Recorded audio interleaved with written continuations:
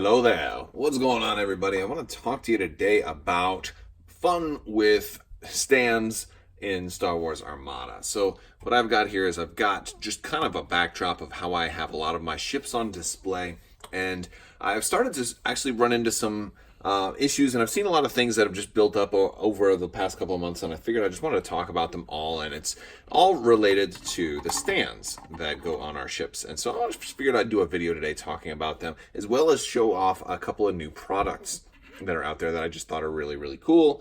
And so let's first talk about this. So there are different types of stands that you're going to see in the game, right? And this is, just to start from ground zero. So you've got, your small ship straight up pegs, and these just pop right in, this style that you see here on the Raider and on a couple of the Rebel small ships.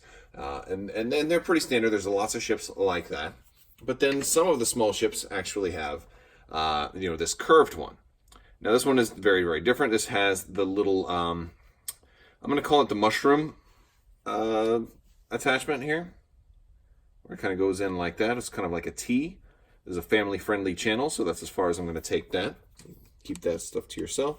And so this is a different type of connector. Usually this is for slightly heftier ships that maybe wouldn't have been supported so well on just that single little toothpick. And then on top of that, we've got medium ships and then large ships. Now the medium ships, everything above this size right here is going to use that mushroom connector. But some of the curved stands are slightly different sizes. So the Victory here has the medium-sized one, and then the large ships have this much larger one, although it looks very, very similar in most ways to the Star Destroyers or the large ones. The only one that's going to actually be very, very different is your Assault Frigate Mark II. If you're new to the game, or maybe you bought a used collection from somebody and you see a stand like this and you're like, oh no, because I've actually seen people complain that their stands were bent. This is deliberate so that the Mark II can fit in there and still be centered on the base. So this is normal. If you've got a stand like this, it's normal. And one of the things you kind of can do is I've seen people use this particular stand on other ships, because the mushroom connector will actually work with just about anything. That's kind of cool, although it does kind of make your ship off-centered if it's not the Assault Frigate Mark II. So I recommend only using the Assault Frigate Mark II connector on the Assault Frigate Mark II. There is another type also, though, that we see with flotillas, and that is this one here. Now this uses the bottom part of the regular toothpick style stands for very, very small ships, but the top part is got the a double connection. This one is the one that kind of started all of this, and this is the one that people have a lot of fun with, because you can change this out and you can do a lot of fun things with your flotilla stands, and it kind of makes me hope that they come up with more new stands in the future, because it does allow for a lot of people to customize things. One thing I've seen people do is put two different ships on there. Ships that can fit in that little toothpick container can be mixed and matched to fit on stands like this, and you can do the same thing with Rebels if you want. And that's a pretty fun thing to do. So I thought that was pretty interesting. There are other options as well. As a matter of fact, you can put a squadron in there. Maybe you want a Gozanti with a TIE fighter flying escort. Usually maybe somebody will put the Gozanti up top and then the TIE fighter down below. It doesn't fit in there as perfectly because it's not exactly the same size, but you can even, put, like, you can kind of go overboard and just, make a tree of squadrons, and you could really do a bizarre set. I don't really recommend this. If you're going to do that, I would maybe just make it a 3-pack of squadrons over there, and you have to kind of force them in there. That one's in there real tight right now, but you can have some fun. And it's important, if you're going to mess around with your stands, make sure your opponent is okay with it, because what you don't want to do is you don't want to confuse them and make them not sure what's what, because then you kind of, like, I would never do something, well, I would hope I would never do something like this, because now you've really got your opponent like, wait, what is that? What unit is that?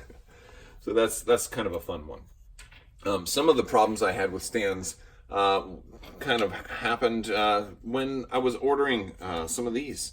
I ordered one of these guys from that you saw in Star Wars Rebels, one of the Purgils, and I have fun with this guy, and I figured, he'd go really good on maybe an Assault Frigate Mark II as a placeholder or whatever. But But considering that I keep all of my ships set up all the time, I was like, well, I don't have a base for him. So I wanted to show you guys these display bases that I got from Mel Miniatures. And these are just great for if you have those extra ships that you don't want to use all the time, that you maybe sometimes want to use. They just work great. It has that mushroom connector, and you can just put it in like so, and set it up, and now you can have, and it's got got that aerodynamic kind of look to it. It's very fancy looking, and now you've got a display for your ships. Now this is also a great gift for somebody that maybe a holiday gift, right? You're looking for somebody who maybe has some Armada stuff, but they don't play the game. Maybe they just like the Star Destroyer on their desktop, and maybe it doesn't fit because if you don't put the cardboard in there, it just doesn't quite look right. And if they're not interested in actually playing with it and don't want the game pieces connected to the base, well, this is a much sleeker kind of way to have your ships on display. So I really, really like that. So that's really cool. So I'll be using that. I picked up a couple of those, and so I'm tempted.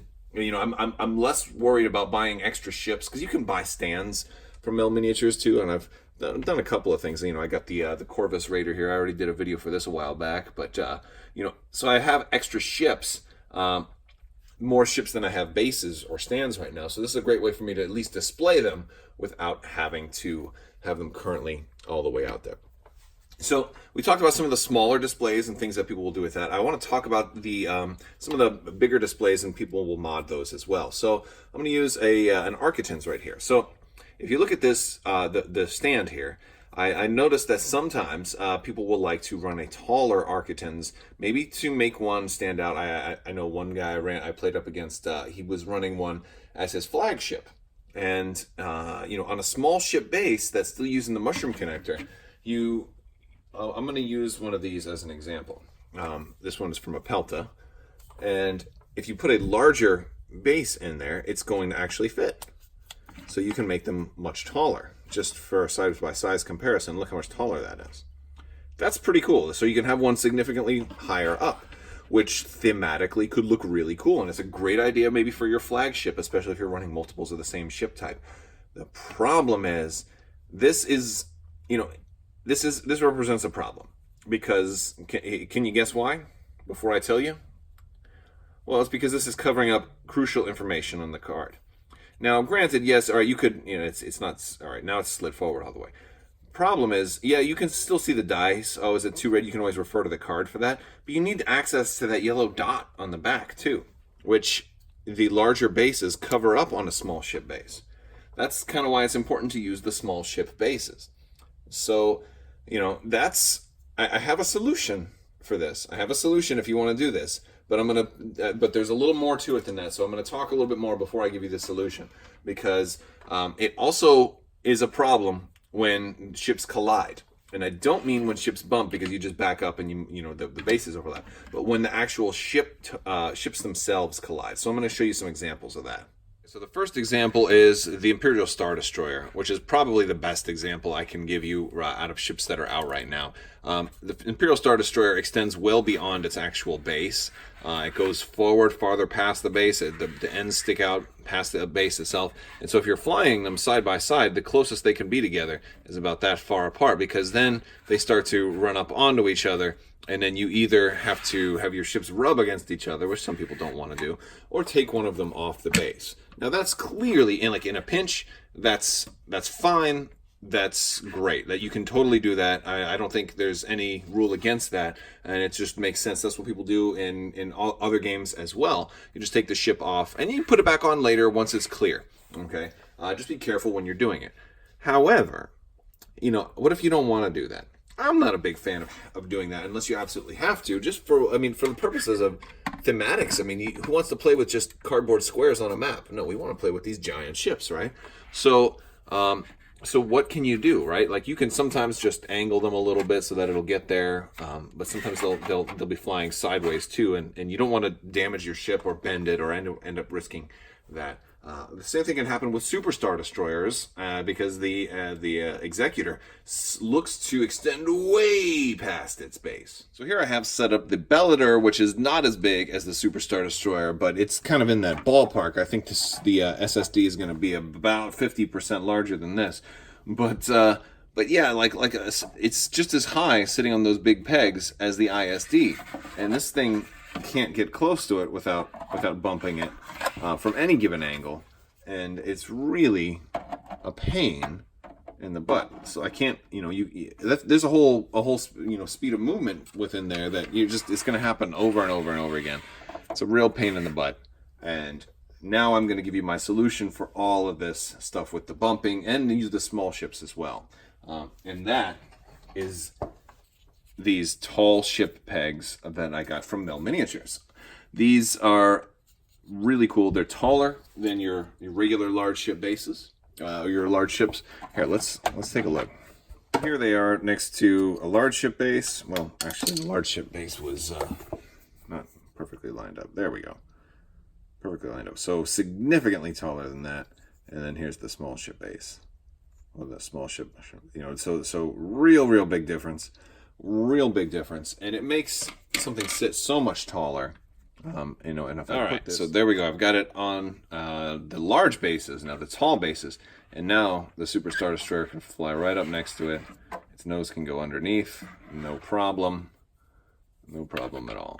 So I'm totally digging that, but there's more we can do with it. So do you line up Star Destroyers side to side and find out that they bump into each other a lot back here in the backs? Well, you won't have to worry about that if you give one of them the taller base. And for thematics, I'll go ahead and give that to the Chimera. There we go. And now I can line him up next to them, no problem. Now I can have ISDs lined up like in formation, touching without the ships bumping. Really like that. Also, sometimes if you have a Victory in front and you try to put it right next to it, it's going to bump into this part. So if you were doing them front to back, but it goes underneath the tall pegged Star Destroyer with ease. So it really helps you, as far as your organization skills there. I'm totally digging that. But remember, we were talking about the small ship before, right? Remember the small ship, if you used a regular large ship base, it would cover up that little white peg, right? Well, let's look at the length of the base here. I've got the super tall one here, right here. Well, it's just as deep as the small ship one. So if we wanted to put a small ship up high, and put this in there, slide it forward, look at that, we can see the dot. We can see the dot. That's really good designed. We might as well call this the banana hammock. I don't know what we want to call it. The banana base thing. I don't know. Never mind. Bad idea. Well, don't call it that. I don't even know what that is. And then so we can put our Pelta maybe in there. Boop. So yeah, if we want a Pelta to fly up really high, that could be fun too, to have like all of your all your small ships on totally different altitudes. It would make it look more 3D. So I don't know. I think that's pretty cool. Look how tall that is. That's great. Very cool stuff. So let me know what you think. I'll put a link where you can get these down in the description below, because I really like some of the extra stuff that Mel has done, and I'm a big fan of the products. Or if you 3D print stuff yourself, I'm sure you could probably come up with something like this as well. But they're not too expensive, and I like having the extra options. So very cool stuff. I love the options of being able to put something up a little bit higher. Let me know what you think. If you like this video, go ahead and give it a thumbs up. Let me know what you think down in the comments below. Don't forget to check out Crabbok.com and hop in Discord as well and say hi to us over there. I want to thank you guys so much. Thanks to my patrons as well. You guys are awesome, and look for a winner in the next couple of days. I will be announcing that shortly. So I want to thank you guys so much for watching, and have a great day.